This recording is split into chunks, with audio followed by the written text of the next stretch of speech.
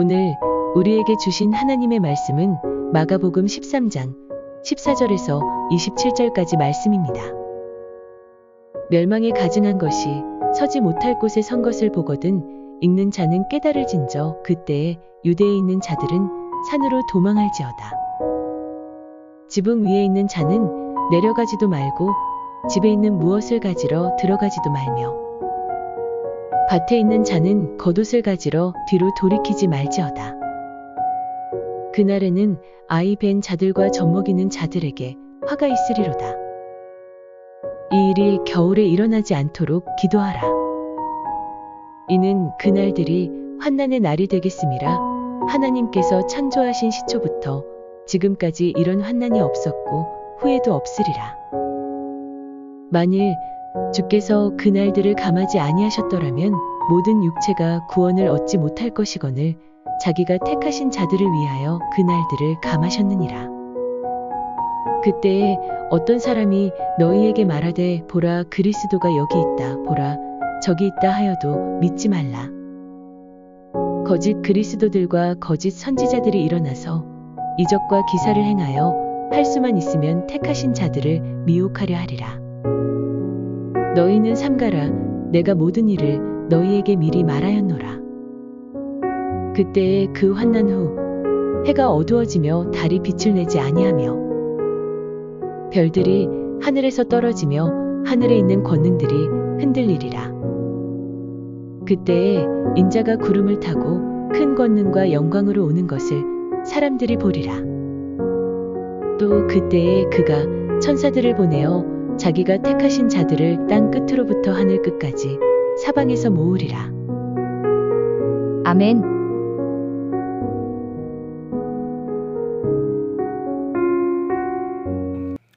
마가복음 13장은 우리가 읽으면서도 굉장히 무서운 말씀이죠. 어떻게 보면 종말에 대해서 말씀하시는 것 같고 심판의 날 직전의 이야기들을 말씀하시는 것 같은데 이 말씀들은 두 가지 이중적인 의미를 가지고 있습니다. 먼저는요, 어떤 의미를 가지고 있냐면 유대인들이나 이스라엘 사람들이 주 70년에 온전히 성벽이 다 무너집니다.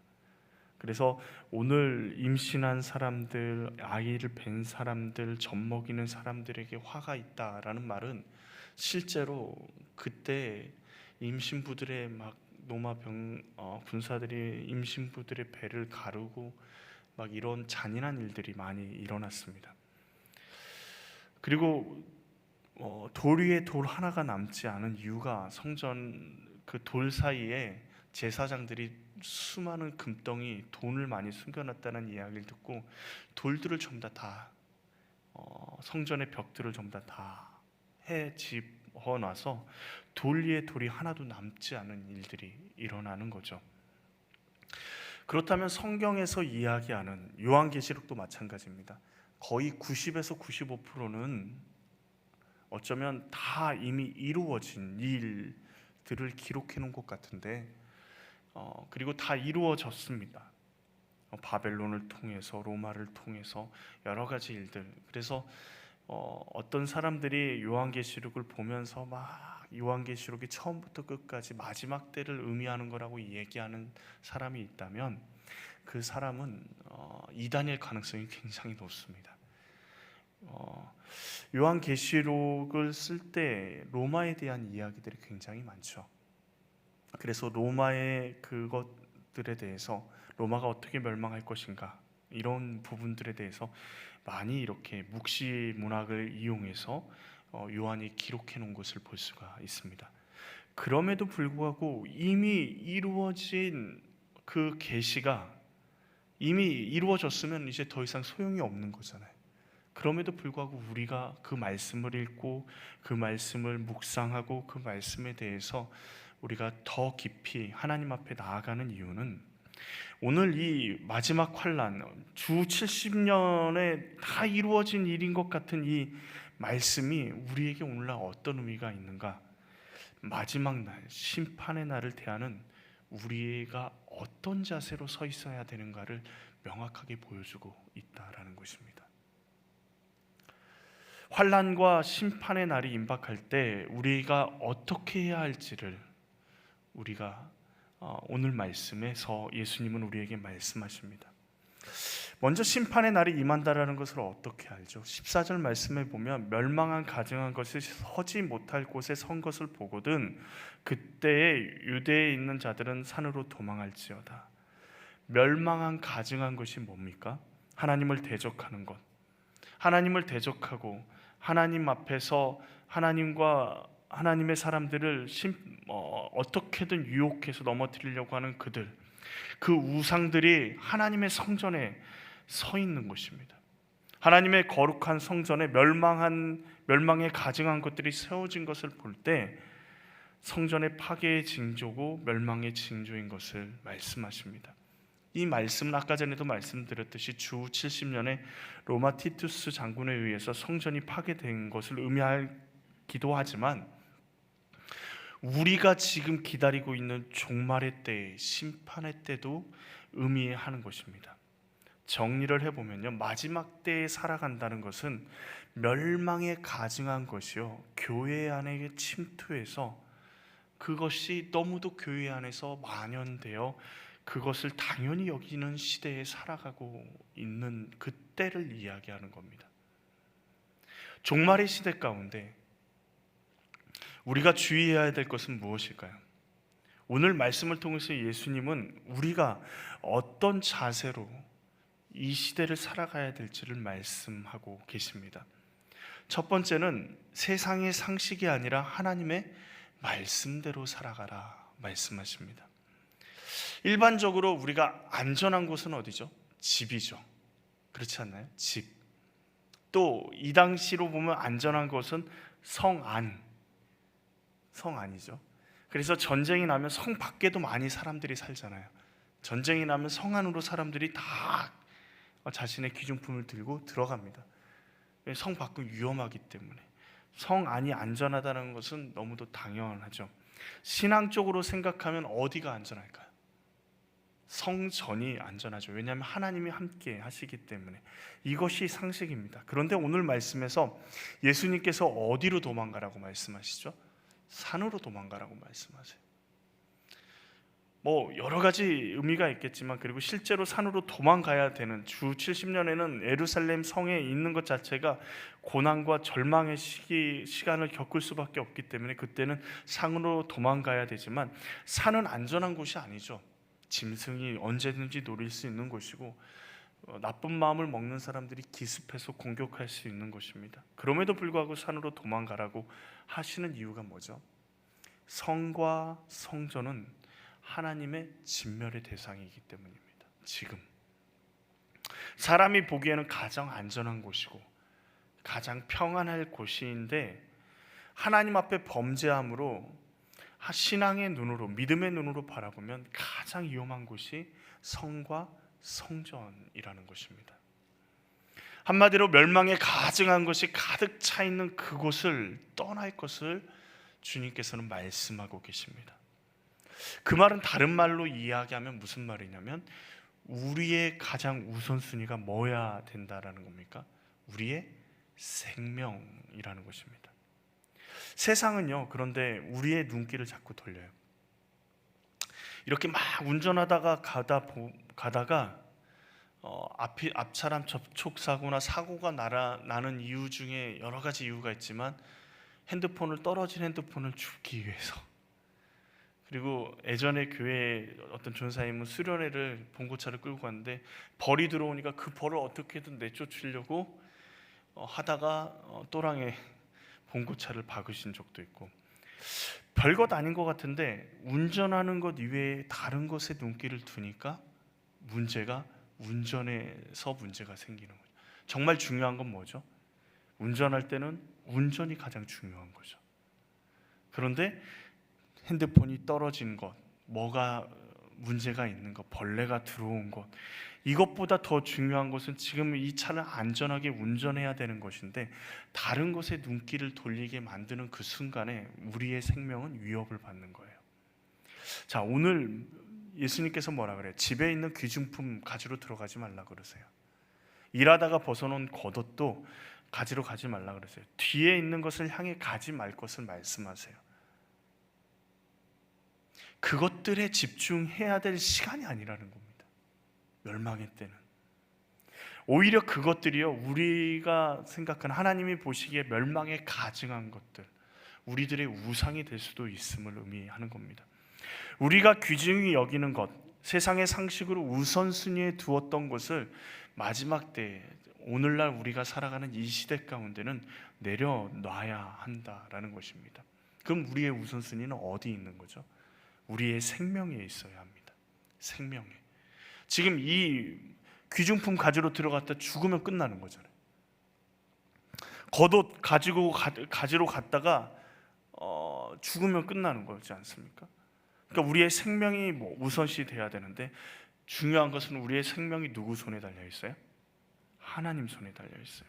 그러니까 다른 말로 하면 우리의 가장 우선순위는 하나님께 순종하는 것에 있다라는 것입니다. 세상은 예배하는 것, 기도하는 것, 말씀하는 것, 이 모든 것들, 우리의 신앙생활이요, 삶이 어느 정도 될 때 그때 할 수 있다라고 이야기를 해요. 삶이 어느 정도 돼야지 하지, 삶도 힘들어, 내 삶도 힘들고 지금 먹을 게 당장 없는데 무슨 예배고 무슨 기도고 무슨 말씀을 듣는다고 그러고 있냐라고 이야기하죠. 그러니까 마치 어떻게 얘기하냐면, 신앙생활은 여력이 될 때 하는 거고 취미생활 같은 것처럼 만들어버리는 겁니다.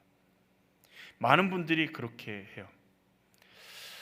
신앙생활을 할 때 우리가 하나님 앞에서 예배드리는 것, 기도하는 것, 말씀하는 것, 그런데 우리의 삶에 여력이 안 되고 우리의 삶에 힘이 안 되고 능력이 안 될 때 그것에 대해서 제일 먼저 포기하는 것이 우리의 신앙생활의 모습인 것이죠.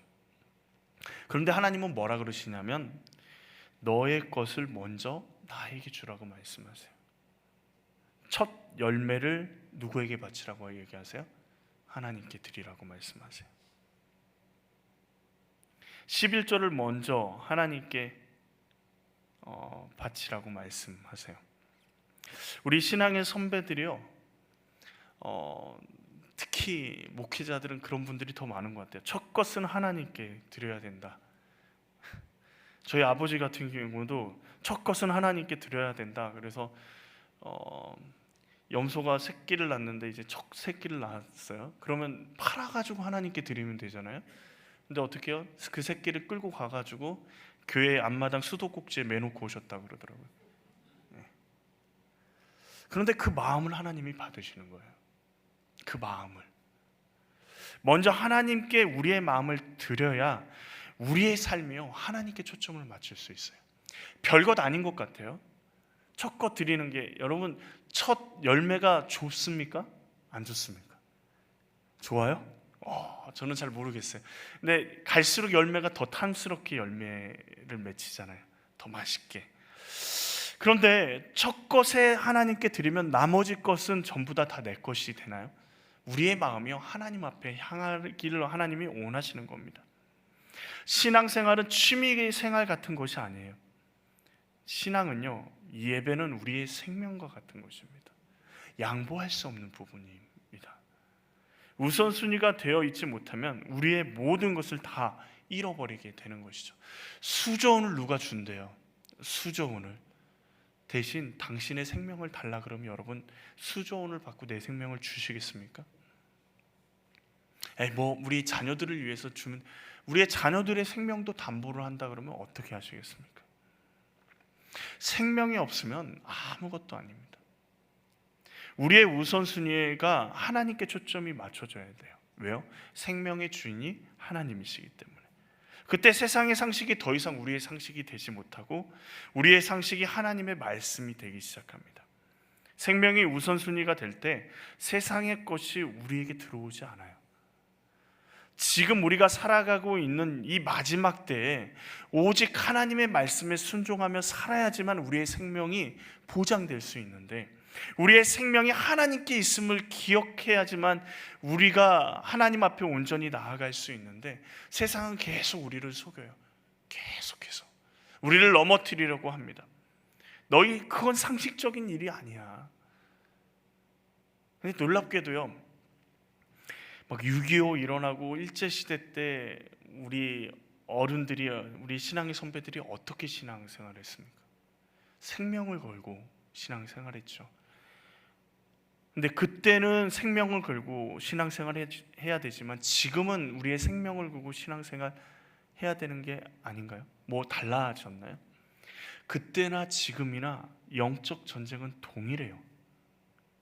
그 말은 무슨 말이냐면 오히려 지금이요 더 힘든 시대에, 믿음으로 살아가기 힘든 시대에 살아가고 있단 말이에요. 정신 바짝 차리지 않으면 우리는 다 넘어질 수밖에 없습니다. 세상에 이야기하는 상식, 세상에 이야기하는 그것에 우리가 우리의 마음을 빼앗기고 내어주기 시작하면 내가 왜 하나님을 위해서, 주님을 위해서 이렇게까지 희생해야 되지? 라는 생각이 우리도 모르게 들어요. 이 정도는 괜찮지라는 생각이 들어요. 그러나 우리의 생명이 누구에게 있어요? 하나님께 있어요. 뒤를 돌아보는 순간, 세상과 타협하는 순간 우리에게 생명이 보장되지 못하는 거죠. 그러기에 우리는 우리의 생명이 하나님께 있음을 기억하면서 하나님의 말씀대로 주님을 향해 나아가야 합니다. 그때나 지금이나 동일하게 하나님의 말씀에 생명을 걸어야 돼요. 황해도에서 열심히 신앙생활하다가 북한이 이제 핍박하고 그러니까 그곳에서 겨우 빠져나와서 인천에 적응하면, 인천에서 이제 목사 안수를 받는 3명의 목사님들이 있는데 정말 일제시대를 지나고 수없이 죽음의 고비를 넘기면서도 신앙을 지켜왔던 어른 목사님께서 주를 위해서 죽도록 충성하십시오 라고 목사 안수 이후에 이렇게 하나 한 명 한 명 손을 잡고 그들에게 이야기할 때 주를 위해서 충성하는 것, 자신의 생명을 다해 하나님 앞에 나아가는 것에 대해서 어떻게 마음이 와닿았을까요? 지금 주님께서요 오늘 마지막 때를 이야기하면서 다른 것 돌아보면 안 된다라는 거죠. 나를 바라는 거예요. 나를 위해서 하나님을 위해서 충성하라. 주를 위해서 충성하라. 너의 생명이 여기에 있다. 주의 말씀대로 살아야 된다라고 말씀하십니다. 저도 모르게 말씀을 묵상하면서 저도 모르게 저를 자신 한번 돌아봤어요. 그랬더니 저도 모르게 그런 아니란 생각들이 제 마음 가운데 있는 거예요. 신앙 생활이 그냥 이렇게 뭐랄까 이것도 선택하고 저것도 선택할 수 있는 것이라고 생각하는 경우들이 깜짝깜짝 놀랄 정도로 있다라는 거죠. 목사지만. 그러나 하나님의 말씀은요, 지금 마지막 때를 살아가는 우리들의 첫 번째 자세는 세상의 상식이 아니라 하나님의 말씀대로 생명을 걸고 주님 앞에 나아가야 된다라는 것입니다. 두 번째는요, 환난 날을 위해서 기도해라 라고 말씀하십니다. 말세라고 하면서 흉악한 뉴스들이 들려질 때 여러분 기도하시나요? 17절 말씀에 그날에 아이 벤 자들과 젖먹이는 자들에게 화가 있으리로다 라고 말씀하세요. 화가 있으리로다 라는 말은 우리가 이렇게 그냥 읽으면 너희들에게 저주가 임할 것이다 라고 이야기하는 것처럼 보이지만 그게 아니에요. 이 말의 뉘앙스는요, 환난과 환난 중에 고통스러워할 자들에 대한 하나님의 안타까운 마음을 표현하고 계시는 거예요. 안타까운, 화가 있을 건데 어떡하지? 라는 마음의 표현입니다. 그래서 예수님이 뭐라 그러세요? 기도하라고 말씀하시는 거예요. 환난 때가 겨울에 일어나지 않도록 기도하라고 말씀하시는 거예요. 너희가 지금 환난의 시대에 살아가는데 지금 이 환난이 이전의 환난과 비교할 수 없을 정도로 엄청난 환난이 너희에게 임할 것인데 왜 그대로 가만히 앉아 있냐는 거죠. 기도해야 된다라는 겁니다. 우리가 상상할 수 없을 만큼의 어려운 시들, 환난의 때가 우리에게 올 것인데 기도해야 된다라는 것입니다. 왜 기도해야 될까요? 주께서 택하신 자들을 위해서 그날들을 어떻게 하셨다고요? 감하셨느니라 말하고 말씀하십니다. 하나님의 시선과 하나님의 마음이 누구를 향해 있어요? 믿음의 사람들을 우리를 향해 있다라고 말씀하십니다. 그렇다면 환란이 지금 온다고 주님이 말씀하세요.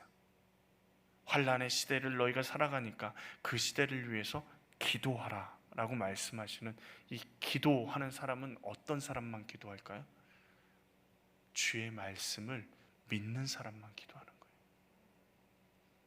환란의 나를 위해서 기도하라. 지금 환란이 없는데요, 지금 괜찮은 것 같은데요, 아무렇지 않은데요. 그러나 그 지금 뉴스를 보면서 더 흉악한 일들, 세상에 전쟁이 만연해지고 지진과 여러 가지 주님이 말씀하시는 일들이 막 뉴스를 통해서 들려질 때 아이고 어쩔까가 아니라 기도해야 된다는 사실을 잊지 마셔야 됩니다. 우리가 기도할 때 하나님께서는 놀랍게도요, 자기가 택한 자를 위해서 일하시겠다 말씀하셔요. 기도하는 사람들을 위해서 영향받기로 결정하세요. 하나님은요, 주님의 말씀에 순종하는 삶을 살아가기 위해 몸부림치는 주의 백성들의 그 기도에 귀를 기울이시겠다라고 말씀하시는 겁니다. 우리는 예수 그리스도의 이름으로 하나님 앞에 나아가야 합니다. 예수님의 이름의 권세를 가지고 주님 앞에 나아가 간구해야 돼요. 구원받은 자의 간구는 힘이 있고 능력이 있습니다. 옆 사람을 한번 바라보십시오. 이 권사님, 집사님이 별것 아닌 것 같아요. 근데 기도하고 나아갈 때요, 하나님이 우리 권사님의 기도를 들으신다는 거예요. 그러면 여러분 무슨 일을 당할 때 아유, 저를 위해서 기도해 주십시오, 기도 부탁이 자연스럽게 될 수밖에 없지 않을까요? 내가 나의 기도를 하나님이 듣고 계신다라고 말씀하신다면 환난을 당하고 있는, 어려운 일을 당하고 있는, 고난을 당하고 있는 우리 성도, 사랑하는 성도들을 위해서 당연히 기도하는 것은 너무도 당연한 일 아닌가요?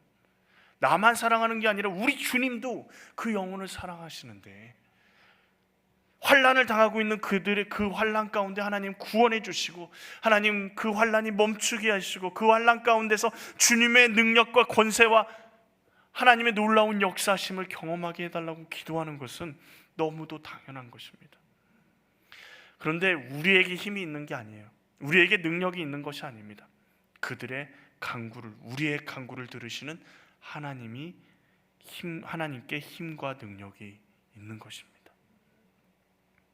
하나님께서 구원받은 자들의 신음과 간구에 주목하고 응답하시겠다 말씀하십니다. 기도하셔야 돼요. 자녀들이 환난 가운데 있습니까? 기도하셔야 돼요. 우리의 형제 자매들이 환난 가운데 있습니까? 기도하셔야 돼요. 기도는요, 믿음을 가진 사람만 할 수 있는 거예요. 기도하라고 말씀하신, 응답하시겠다고 말씀하신 그 하나님에 대한 믿음을 가진 사람이 기도할 수 있는 겁니다. 기도하지 않는 건 뭐예요? 믿음이 없다라는 거죠. 기도하십시오. 손자 손녀들 오면 끌어안고 아이고 예쁘다만 해주지 말고 하나님 앞에 올려드리며 기도하십시오. 축복하십시오. 이 아이들이 살 세상, 이 세상은 점점 더 악해져 가서 점점 더 어려운 시절을 이 아이들이 보내야 될지 모르는데 하나님 다 강하고 담대하게 해주십시오. 주님의 용사로 든든히 설 수 있게 해주십시오. 왜 기도하지 않습니까? 그것이 신앙의 유산이고 힘이 되는 것입니다. 그렇게 끌어안고 기도하는 할머니, 할아버지의 그 기도의 음성을 아이들은 기억해요. 인생의 어려운 그 환난의 그 날에 그 음성, 그 기도가 내 귀에 들려지고 내 마음에 들려질 때 누구를 찾게 돼요? 그 아이들도 하나님을 찾게 되는 겁니다. 세 번째로 환난 날에는요, 분별해야 됩니다. 분별해야 돼요. 환난 날을 틈타서 미혹하는 사람들이 있습니다. 21절 말씀을 보면요, 보라 그리스도가 여기 있다, 보라 저기 있다 하여도 뭐라고요? 믿지 말라라고 말씀하세요. 환난 날이 딱 임하면, 고난이 딱 임하면 어떻게 되죠? 고난이 임하면 사람이 피폐해지면서 정신을 못 차립니다. 그때 사기꾼이 와서 사기를 치면요, 기가 막히게 사기에 넘어와요. 고난과 환난에 벗어나기 위해서 몸부림칠 때 여러분 한번 생각해 보시죠. 예수님이 지금 순천 아래시장에 와 계시다 그러면 여러분 안 가실 것 같으세요?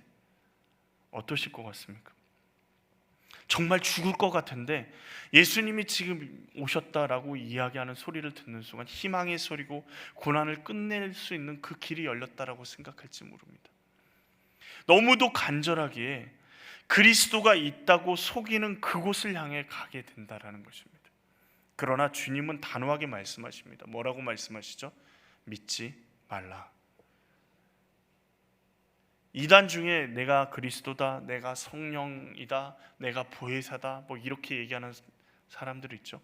오늘 지금 이 말씀, 마지막 때의 이 예수님의 말씀만 잘 들으면 전혀 그것에 빠지지 않을 수 있어요. 분별할 수 있어요.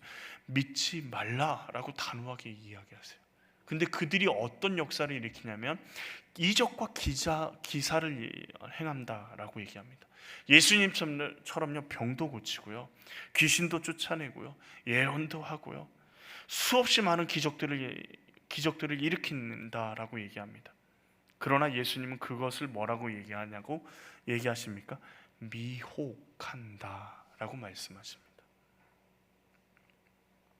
우리를 미혹하는 것은요, 진리인 것처럼 말하지만 교묘하게 거짓을 섞는 것이죠. 조금이라도 거짓이 섞여 있으면 다 거짓입니다. 우리가 보기에는 비슷해 보여요.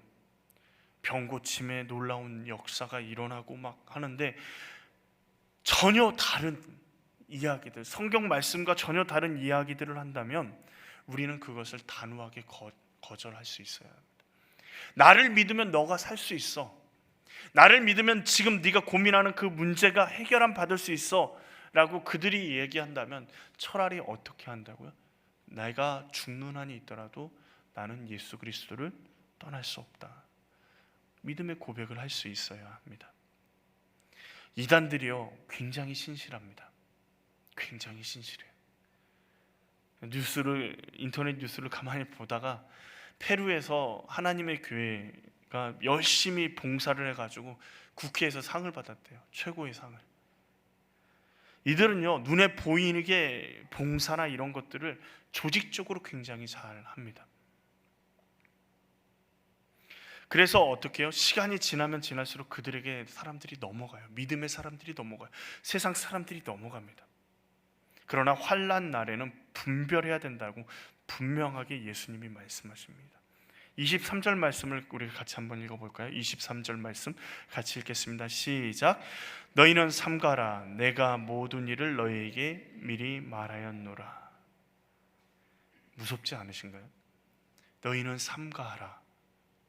너희 분별하지 못해서 넘어가는 일이 있으면 안 된다. 나는 이미 너희에게 뭐라고요? 얘기했다라고 말씀하고 계시는 겁니다.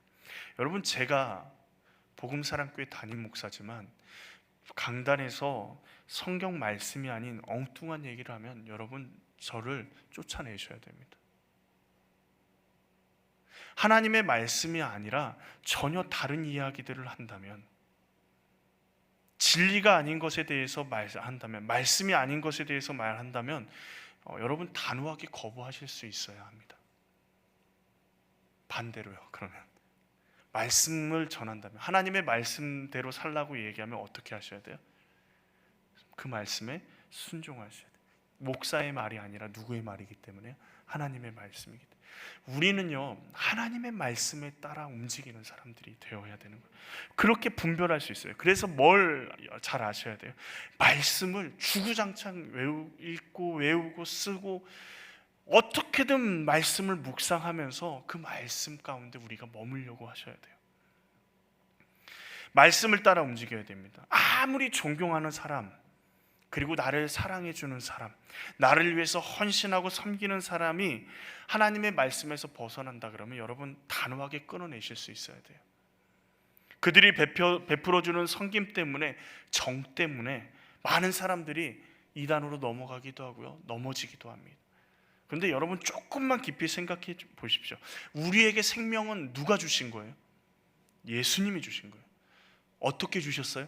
십자가에 달려 죽으심으로 우리에게 주셨어요. 조금의 정 때문에, 그들이 나에게 헌신적으로 하는 것 때문에 내가 그들에게 그들에게 함부로 못하고 끊어낼 수가 없다라고 얘기하는 건 무슨 말이에요? 예수님의 십자가의 사랑보다 그들이 주는 그 헌신과 섬김이 더 크다라고 이야기하고 고백하는 것뿐이 안 되는 거예요. 예수님이 주신 그 생명을 우리는 어떠한 경우도 포기할 수 없어요. 그래서 우리는 어떻게 해야 돼요? 분별해야 돼요. 예수님께서 분명히 경고하셨습니다. 너희에게 어떻게 했다고요? 미리 말하였노라 말씀하세요. 미리 말했대요. 그럼 미리 말한 거를 우리가 잘 보고 잘 듣고 그리고 그것이 아닌 것들은 다 분별해내야 되죠. 하나님의 음성을 듣는다라고 얘기합니다. 뭐 직통기시 막 얘기하지만 가장 정확한 하나님의 음성은 뭐예요? 성경 66권이에요. 이 말씀과 전혀 동떨어진 얘기를 한다 그러면 전부 다 여러분 걸러 들으십시오.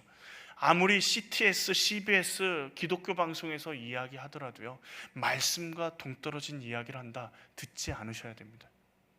인터넷에서 정말 훌륭하게 말씀을 전하시는 분이 내가 그 말씀이 정말 맞는가 틀리는가 찾아보고 하나님 앞에 나아갈 수 있어야 되겠죠. 그렇게 분별하셔야 된다라는 것입니다. 마지막 네 번째로는요, 환난 날 후에 누가 오신다고 하세요? 주님이 오신다라고 얘기합니다. 해도 어두워지고 달도 빛을 내지 않고 별들도 하늘에서 막 떨어진대요. 마치 하늘에 있는 곤룡이 막 흔들리는 것처럼 보입니다. 환난은 끝날 기미가 보이지 않아요. 점점 절망의 시간으로 가는 것처럼 보입니다. 그리고 그것을 위해 함께 협력해야 한다고 세상은 계속해서 우리를 속입니다. 이것을 위해서 우리는 함께 해야 된다. 그런데 세상과 우리와의 입장은 조금 달라요. 예를 좀 들어볼게요. 환경오염, 지구가 점점 멸망하는 것처럼 과학자들은 이야기합니다. 종말의 시간 얘기하죠. 우리 그리스도인들이 하나님이 주신 자연을 어떻게 해야 됩니까? 보호하고 지켜야 합니다. 우리가 할 수 있는 환경 보호를 실천해야 됩니다. 자연이 하나님의 창조의 질서대로 운행될 수 있도록 우리는 최선을 다해서 보호해야 합니다. 그러나 세상 사람들이 이야기하는 절망으로 두려움으로 해서는 안 됩니다. 무슨 말이냐? 이제 이렇게 가다 보면 계속 화석 연료를 쓰고 이렇게 가다 보면 지구는 멸망할 거야. 그렇기 때문에 우리가 지구를 지금 보호하지 않으면 그 시간의 한계점을 넘어버리면 우리는 멸망의 길로, 인류는 멸망의 길로 나아가는 거야. 그래서 보호해야 돼. 미래가 어두워지기 때문에 보호해야 돼. 환경을 보호해야 돼 라고 이야기하며 우리를 두려움 가운데 보호하지 않으면 죽는다라고 이야기하는 그들의 음성은요, 우리가 받아들일 수 있는 음성이 아니에요. 우리는요, 하나님이 우리를 사랑하셔서 맡겨주신 이 아름다운 자연을 사랑하고 보호해야 됩니다. 자연이 파괴되고 질서들이 무너지고 그런 것들이 우리에게 마음의 아픔으로 다가와야 돼요. 그것이 파괴되면 우리가 죽을 것 같아서 그것을 지키려고 하는 것이 아니라 하나님이 창조하시고 보시기에 좋았더라고 말씀하시는 것들이 지금 우리의 죄악 때문에 파괴되는 것, 그리고 그것들이 전부 다 하나님의 창조 질서대로 움직여야 되는데 우리 죄악 때문에 그것들이 움직이지 않는 것, 그것 하나님의 뜻대로 하나님의 창조 질서대로 움직이지 않고 파괴되어져 가는 것을 마음 아파해야 하는 것이죠. 두려움 때문이 아니라요, 하나님 때문에, 하나님을 사랑하기 때문에 하나님이 우리에게 맡겨주신 그 자연을 사랑하고 보호해야 하는 것입니다. 과학자나 환경보호단체가 자연보호를 하지 않으면 인류가 망한다 라고 말하는 그 말에는 동의할 수 없습니다. 저는 그 말을 믿지 않습니다. 이렇게 얘기하면 뭐라 그럴지 모르지만, 그 사람들이 뭐라 그럴지 모르지만 믿지 않습니다. 더 중요한 것은요, 두려움을 주고 멸망을 말해도 그 두려움이 우리를 움직이는 원동력은 절대 될 수 없다라는 거예요. 화석 연료를 쓰지 말아야지 자연을 보호할 수 있습니다 라고 아무리 얘기해도요, 그리고 두렵고 협박을 해도요, 사람들이 자연을 보호할까요? 눈앞에 이익과 편리함이 있는데 그것을 얼마나 포기할까요? 그런데 반대로 하나님을 믿는 사람들에게, 믿음의 사람들에게 두려움이 아니라, 여러분 하나님을 사랑하시지 않습니까? 하나님이 우리에게 자연을 주셨잖아요. 근데 그 자연이 우리의 죄악 때문에 지금 파괴되고 있습니다. 하나님을 사랑하는 마음으로 우리가 이 자연을 사랑해야 되지 않겠습니까? 이 자연을 보호해야 되지 않겠습니까? 하나님이 만들어주신 그 자연, 다시 그 창조 그 모습 그대로 우리가 다시 한번 이 자연을 아름답게 가꿔야 되지 않겠습니까? 믿음의 사람들에게 그렇게 말한다면, 그 사람이 주님의 사랑 안에 있다면 자연을 막 파괴시키면서까지 자신의 이익을 취할까요? 이익을 포기할까요? 이익을 포기하면서까지 자연을 보호할 수 있을까요? 그럼 하나님을 사랑한다면 세상이 주는 이익, 편리함 다 포기할 수 있습니다. 그리고 우리는 세상에 선포해야 됩니다. 인류의 멸망은요, 우리를 두렵게 하는 과학자들의 그 이야기, 그 말은 우리는 거부해야 되는 이유가 뭘까요? 인류의 멸망은요, 인류의 마지막은요, 언제 옵니까? 성경에 주님 다시 오실 때요. 그죠? 근데 세상은 그것에 대해서 뭐라고 얘기해요? 지금 자연이 파괴되고 환경이 파괴되고, 그렇게 물론 자연과 환경을 보호해야 됩니다. 전혀 다른 동기로요. 그렇지만 자연이 파괴되고 환경이 파괴되기 때문에 인류가 멸망할 거야, 지금 멸망의 시계는 점점 돌아가고 있어 라고 하는 이야기는 우리는 받아들일 수가 없어요. 왜요? 성경은, 그리고 하나님은, 예수님은 분명히 말씀하십니다.